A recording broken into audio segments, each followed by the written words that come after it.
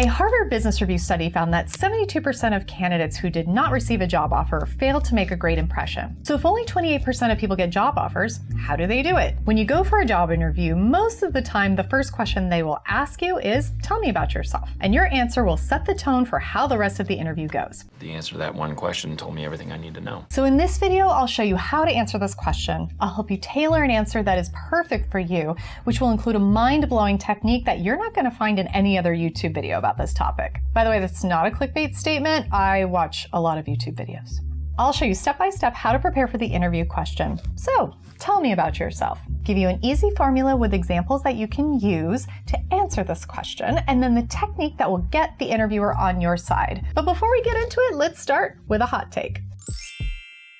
Most of the time, interviewers barely even look at your resume. 10 minutes before your interview, they will get a reminder, take a look at your resume, quickly scan it, look at the list of questions they're supposed to ask you, and that's about it, which is why they ask you, so tell me about yourself. So when you are telling them about yourself, the interviewer doesn't want to know when you were born, about that drama you have with your neighbor. Love drama.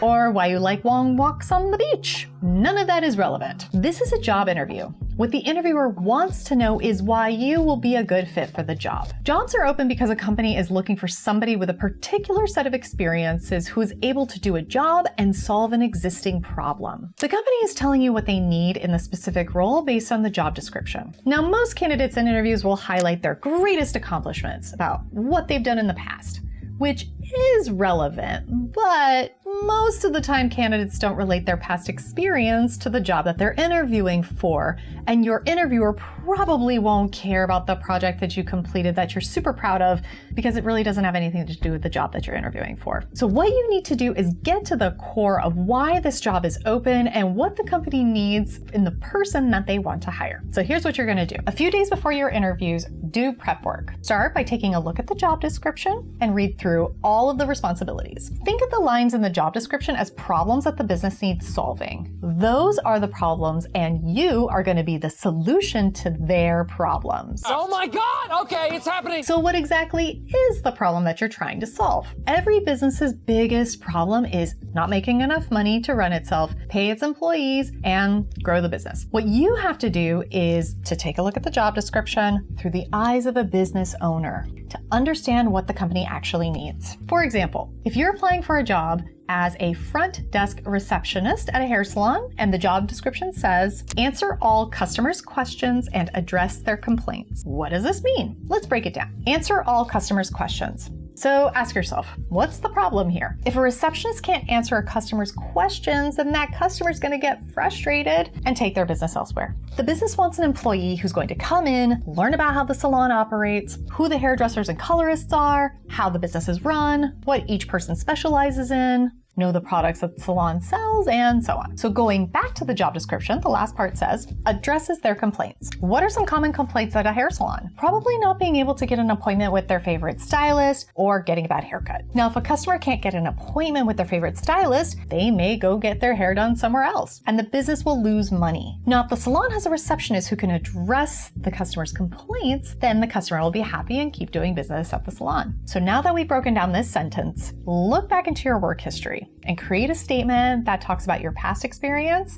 and how it can solve the problem the business is having. What you can say is, in my experience working as a receptionist at a salon, I've been able to quickly get to know the stylists and what they specialize in, so that when customers call asking for help deciding on who they should work with, I can quickly answer their questions. I also take inventory of products that we sell, and I make a list that I keep on my desk of all of the products and what the stylists charge for their services, so I can quickly answer customers' questions. I'm also excellent at keeping customers calm, especially on the phone when they can't get an appointment to see their favorite stylist. And I do that by asking questions to determine the best solution, like putting them on a wait list or asking the stylist if they can make an exception for this client, especially if it's a client they've worked with for a long time, so it doesn't damage the client-customer relationship. Now, what if you're interviewing for a job and you don't have direct experience in that role? What you're going to do is you're going to talk about how you would approach solving those problems using the same methods that I mentioned before. When you as a candidate can clearly explain how how you have the skills needed for the role, it makes it easier for a business to hire you because you're demonstrating that you are a great listener who can communicate well with different people in a work setting. So now that you've broken down the job description, it's time to use this information by putting it all together using this simple formula. Your logline, aka your introduction, past and future. Let's borrow a concept from Hollywood called the logline.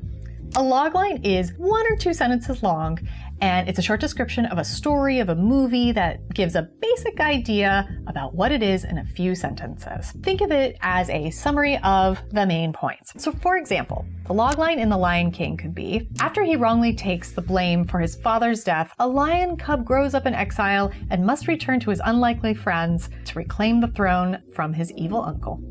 Now let's apply this concept to you. In a job interview, a person can use logline logic to talk about themselves in a short and meaningful way. This means describing yourself in about 2 sentences. So with the first sentence, talk about you as a professional, and with the second sentence, talk about what makes you special and good for this job. Having a short, clear introduction will help you make a great first impression and show why you're a good fit for the job. Here's an example. I'm a results-driven marketer with a passion for creating impactful campaigns. My experience includes launching successful brand initiatives and executing targeted digital ad strategies that drive customer engagement and increase sales. Now be sure to tie your logline back to what the business is looking for in a new employee for the job. Now let's move on and talk about how you should structure your past statement. Now it's time to go back to the homework that you did, and you're going to pick about 2 or 3 sentences in your prior roles that you've done in your past and how it connects to the job that you want. Going back to the marketing example, you could say, as a former marketing manager at XYZ company, I successfully led the development and implementation of a new social media strategy that increased followers by 20% and engagement by 30%. My experience in analyzing market trends and implementing successful campaigns makes me a strong fit for this marketing manager role at ABC Incorporated. Now lastly, let's discuss the future. Now in 1 sentence, you are going to explain why this job is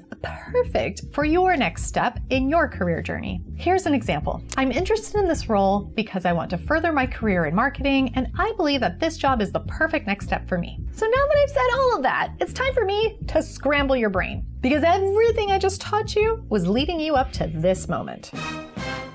So all of this homework and crafting your answer was all so that I could tell you the following. Ready? Remember, at the beginning of an interview, you don't know exactly what the interviewer is trying to find out about you. And your goal is to increase your ability to land a job in the shortest amount of time possible. So here's the technique. After you've finished with your future statement, do not pause. Instead, say this. I'm excited to share more about myself during this interview. Given our limited time together, can you tell me what you'd like to learn most about me? That way I can make sure that I'm providing you with the information that is most relevant to you and this position.